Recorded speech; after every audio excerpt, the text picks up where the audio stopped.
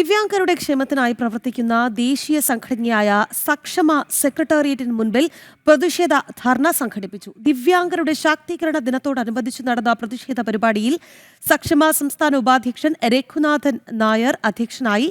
പൊതുഗതാഗത സംവിധാനങ്ങൾ ഉൾപ്പെടെ പശ്ചാത്തല വികസന കാര്യത്തിൽ സംസ്ഥാനം ഇപ്പോഴും ദിവ്യാംഗ സൗഹൃദമായിട്ടില്ല എന്ന് അദ്ദേഹം പറഞ്ഞു. ധർണയിൽ സക്ഷമ സംസ്ഥാന സംഘടനാ സെക്രട്ടറി പി സുഭാഷ് മുഖ്യ പ്രഭാഷണം നടത്തി. ദിവ്യാംഗരുടെ അവകാശ സംരക്ഷണ നിയമം പഠന വിഷയമാക്കി സമൂഹത്തിൽ അവബോധം വളർത്തിയാലേ ദിവ്യാംഗ സൗഹൃദ സമൂഹം എന്ന ആശയം നടപ്പിലാകൂ എന്നും അദ്ദേഹം അഭിപ്രായപ്പെട്ടു.